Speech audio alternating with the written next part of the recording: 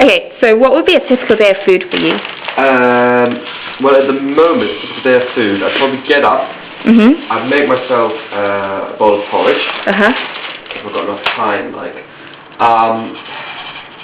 I would probably have something quite simple for my lunch. So maybe just a bowl of noodles. And then for dinner, I'd probably make something a bit more complex like this. So a big bowl of couscous, or kind of big bowl of lentils or something. Now, early in the year, I'd also have a lot of vegetables and things, and eggs. I'd boil an egg, and I'd snack on them quite a bit in between. But at the moment, I've kind of got in a habit of just 3 meals, very basic: porridge, noodles, lentils, really. So you always eat 3 meals a day? No, if I'm honest, I probably only really eat an average of 1.5, maybe. Why do you think that is? Because you have no time, or because different schedules, or? I think it's not having a lot of time. I've also lost my appetite quite a bit recently. Again, I put this partly down to schedule. Probably also my nicotine consumption has gone up. And that for me at least, that does have a tendency to kill my appetite. So yeah, it really has fallen quite quickly. Alright, well, could you tell me a bit about who you live with and your kind of student lifestyle? You're a second year, right? Yep, I'm a second year. Sorry, my lifestyle. Yeah, well, like what your course is. You said you're a vegetarian? Yep. Well, I study cultural anthropology. I've got a particular interest in the cognitive side of cultural anthropology, and specialise in ritual things.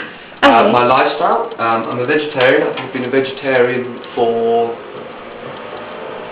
5 years now, 4 or 5 years. Okay, so you were a vegetarian before you came to university? Yeah, I've been a vegetarian a while. Why don't you tell me a bit about your flatmate? Yeah, sorry, my flatmate. I live with a Brazilian student. She's an Erasmus here. She studies law.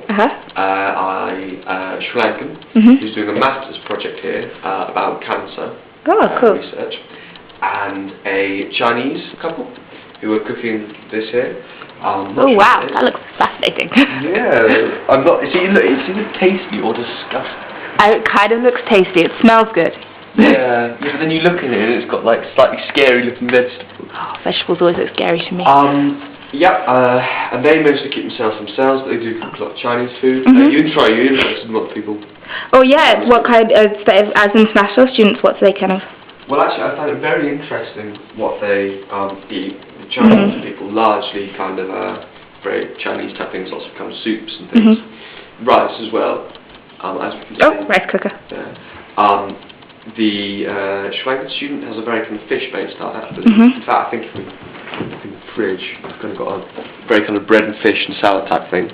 Oh, yeah, I can see that.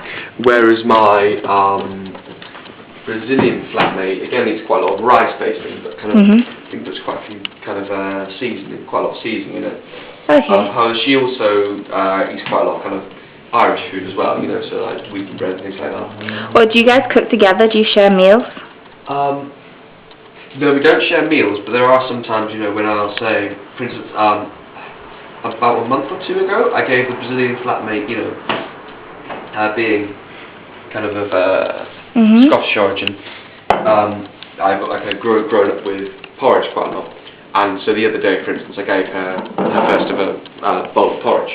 So sometimes we'll share food, we'll say, oh, try this, have this. But no, mostly we generally eat by ourselves. No, we cook by ourselves, but we do quite often kind of sit in here. Oh, so you'll eat together, but you'll cook by yourself? Yeah, not always. I'd say once or twice a week, just by coincidence. Yeah. Okay. Well, when you go buying food, do you buy food? You don't buy food together. You mostly buy yourself. Yes, we buy food separately. Generally, by ourselves. So how much? We do sometimes. Sorry, we do sometimes share like raw ingredients. So maybe like. Soy sauce, sesame oil, and things like that. Okay. What about milk and eggs and essentials? Well, I guess. Milk we've shared a bit in the past. Eggs, probably separate. Although that might be a result of, well, first it's a conversation, but also because it's, I don't think it'd work, frankly, because I eat when I have eggs, unfortunately, I've not had a lot recently, just in the shed, but I'm really like, I get through at least like one boiled egg a day. Oh wow, you like eggs. So it probably wouldn't, yeah, I love a boiled egg. You know, it's so quick, and it's easy, you can eat it on the go, and really fun to feel, don't you find? That's fun. Well, can you tell me a bit about like what you, the skills you're using? Because where did you learn to make this? Well, it was really just from watching my dad make it. You know? Oh, okay. But yeah, I mean, when you go home, does he cook or do you cook? Do you cook for yourself when you go home at the holidays? well, when I'm at my parents' house, I cook.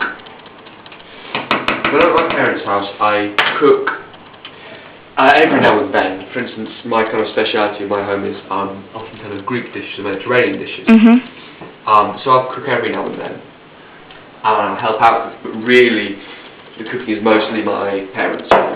And you know, that's one of the reasons I like to go back to theirs. You know, get a full fridge. Yeah, well, cool. Oh God, yeah, I know. Full fridge is so good. Think about cheese. It's always the best. So the skills was kind of learned by watching you doing it. It's also just, I think actually it's just dynamism of it. It's just, you know, being being able to eat. For instance, you really should cook this in a pan. And this is actually called a briki. It's a Greek coffee maker. Oh, cool. By cooking the spices. So you're using it for spices. Yeah, but the shape is actually quite useful. I think. You kind of cook the spices before you put them into the... Do you find as a student you kind of have to make up your own rules about cooking? Definitely. Ones that don't really apply in the real world, I find often. Yeah, maybe, but at the same time also actually skills that, you know, I've been growing up with a family that aren't particularly, prosperous, such, you know, can afford to have a full fridge. And actually, at some point, I do have to learn that in the real world, I'm not going to be able to have, you know, 2 different kinds of cheese, you know, fancy noodles and, you know, really expensive spice. Most spices are really expensive. Oh, we should go to the Asian supermarket. I do, it's good. Oh, well, is that where you usually shop? I found really expensive. Paprika? Paprika? I found... Paprika's quite cheap. I don't know what it is, but there are some spices that I just can't afford up here. There are some spices in here, and like, ghee and things. Oh yeah, that's expensive, ghee. Yeah, that's supposed to be in here, but that I just can't kind of... It was quite hard to sort. Where do you shop? You mentioned the Asian supermarket. Yeah, I go to the Asian supermarket. I also like to go to greengrocers. I tend to avoid, I sound like a horrible kind of ranting lefty here, but I tend to try and avoid Tesco's because actually, firstly, I don't particularly like Tesco so much as a organisation, but also I find that a lot of their fruit and veg isn't as fresh as stuff you can get from a greengrocer or cheaper, you know. Yeah, do you find greengrocers cheaper than? But I'll get some bulk standard thing from there, for instance, own brand stuff maybe, or couscous I get from there too. Oh, cool. And lentils. Sometimes bread. Like vegetables I get from the greengrocers, and rice I get from the Asian supermarket, and spices I get from there too. Okay. I used to get noodles, but I'm not really eating noodles so much anymore. Do your habits change? How have you changed from first year? I think I'm eating less tinned. Yeah. Less tinned products.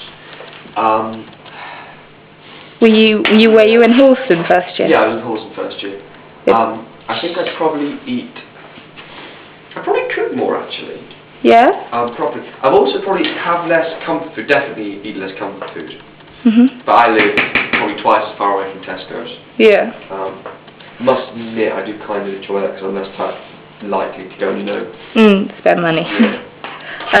When you were in Halls first year, would you often cook with your flatmates? Is that a thing? No, not really. It wasn't that kind of... Oh, right. Really. Okay. Well, yeah, that's the thing. Yeah, I think I got on well enough with them, but we didn't really cook for each other. Yeah. But no, but I would cook for friends there sometimes, or you know, and same here. I won't cook for flatmates so much, but I will cook for friends around. Oh, cool. Would you, if you don't mind me asking, count your flatmates as kind of close friends, the flatmates that you have at the moment? The Sri Lankan and the Brazilian, Yeah, they're definitely what I call friends. I don't know no, they're not quite as close as... Flatmates?